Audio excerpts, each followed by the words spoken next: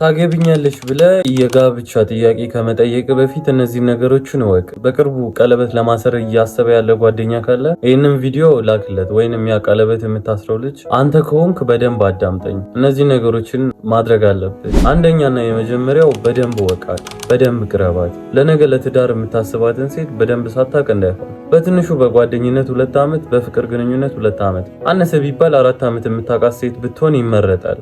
ካለበለዚያ ግን የማይሆን ሰው አግብተህ ዘላለምን ስትቃጠል ትኖራለህ። ስለ ማንነቷ ስለ ጸባይዋ ምንም የማታውቃትን ሴት አግብተህ ነገ ላይ ትዳር ሲኦል ነው የሚሆንብህ። በደንብ የምታውቃትን ሴት አግባ።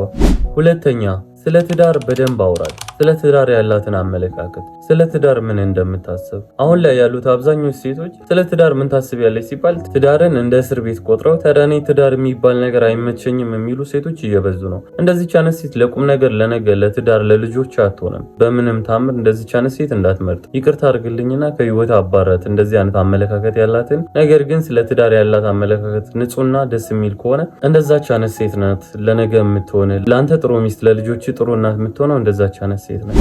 ሶስተኛ፣ ቤተሰቦቿን እወቃቸው፣ ቅረባቸው፣ እህት ወንድሞቿን፣ እናት አባቷን። በዚህም አለበዛ በትንሽ በትልቁ ለመቅረብ ሞክር፣ እንድታስተዋውቅ አድርግ። ዛሬ ላይ እነሱ መተዋወቅ ነገ ላይ ይጠቅመሃል። የምሬን ነው የምልህ። ነገ ላይ ለሚያውቁት ሰው ልጃቸውን በደስታ እንዲሰጡ ከፈለግ ማንኛውም ወላጅ ልጁን ለማያውቀው ልጅ አሳልፎ መስጠት አይፈልግም። ስለዚህ ቀርበ መተዋወቅ ለነገው ይረዳሃል። አስብበት። አራተኛ፣ ትክክለኛውን ጊዜ ጠብቅ። እሷ ያለችበትን ሁኔታ አማክል። አብዛኛው ሴቶች አልፈልግም የሚሉት ታገቢኛለች ሲባል እምቢ የሚሉት ጊዜ ስለማይጠብቁ ነው። ወንዶች ያለችበትን ሁኔታ ጠብቅ። ተማሪ ከሆነች ትምህርቷን እስክትጨርስ ያለችበትን ነገር እስክትጨርስ የሆነ የተመቻቸ ሳትጠብቅ።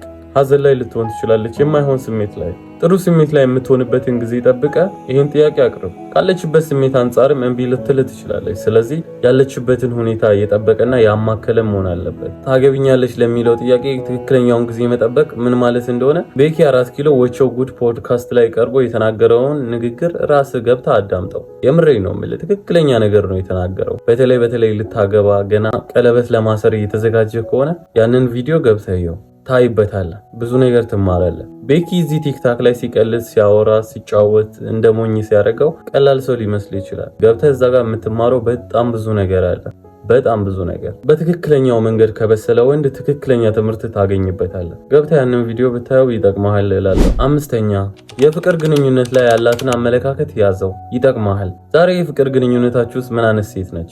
ጠንካራ፣ ይቅርታ ማለት የማትፈራ፣ አንተ ስትሳሳት የምታስተካክል፣ ስትኮራረፉ መኮራረፋችሁን ሰብራ ገብታ የምታናግርክ፣ እንደዚህ ቻነስ ሴት ከሆነች ትክክለኛው ለትዳር ትሆናለች። ነገር ግን እንለያይ፣ በቃኝ፣ አልችልም፣ እዚህ ጋር ይብቃን፣ መለያየት አለብን፣ ማቆም አለብን፣ አትወደኝም ማለት ነው እያለች ለመለያየት የምትቸኩል ሴት ከሆነች ከትልቅ ይቅርታ ጋር ትቅርብህ። እንደዚህ ቻነስ ሴት ለነገ ለትዳር ለቁም ነገር አትሆንም። ፍቅርን እንደ ቀልድ የምታይ ለነገው ማትዘጋጅ አነስ ሴት ከሆነች ትቅርብህ። ስድስተኛ፣ መቼት ትልቅ ቦታ አለው። መቼት ማለት መቼና የት ነው? ይህን ጥያቄ ለማቅረብ ያሰብከው ቦታውንና ጊዜውን በደንብ አስበህበት ወስን። ይህ በህይወትህ ለመጀመሪያና ለመጨረሻ ጊዜ የምታቀርበው ጥያቄ ነው። አትደግመውም። ስለዚህ የተሻለ ቦታ ምረጥ። ከዚህ በፊት እየወሰድካት ያስለመድካት የእናንተ የራሳችሁ ትውስታ የሚቀረጽበት ቦታ ካለ እዛው ሰዳት። ነገር ግን እንደዚህ አይነት ቦታ ወስዳት ማታከሆነ እንደዚህ አይነት ቦታ ከሌላችሁ እኔ አንድ ምርጥ ቦታ ልጠቁመ።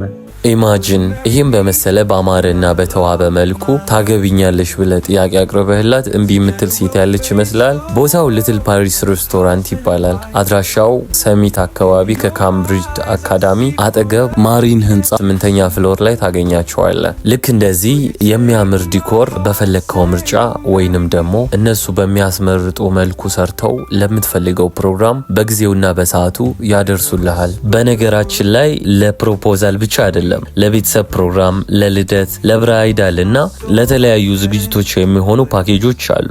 ደስ ከሚል እይታና ከፈጣን መስተንግዶ ጋር አቅርቦላችኋል። ቀድማችሁ ቡክ ለማድረግና ለበለጠ መረጃ በዚህ ስልክ ቁጥር መደወል ትችላላችሁ። እንደምትወደው እርግጠኛ ሆኜ ልንገር፣ ደስ የሚልና የማይረሳ ትውስታ እዚህ ቦታ ላይ በህይወታችሁ አሳልፉ። ትወዱታላችሁ። So let's make this vow we'll never fall. ይህንን ጥያቄ እዚህ ቦታ አቅርበህላት እመነኝ ነው የምልህ መቼም ነው እምቢ ማትል። እነዚህን 6 ነገሮችን በደንብ አስበህበት ካልኳላ ያኔ ተንበርክከህ ታገቢኛለሽ ብለህ የነገዋን ሚስት ወደ ህይወት መጋበዝ ትችላለህ። ካለበለዚያ ግን ዘለህ ከገባህበት ሲኦል ይሆንብሃል። የማይሆን ሰው ጋር የማይሆን ህይወት ውስጥ እንዳትወድቅ በደንብ አስብበት። እወዳችኋለሁ። ለሰርጋችሁ እንዳትረሱኝ።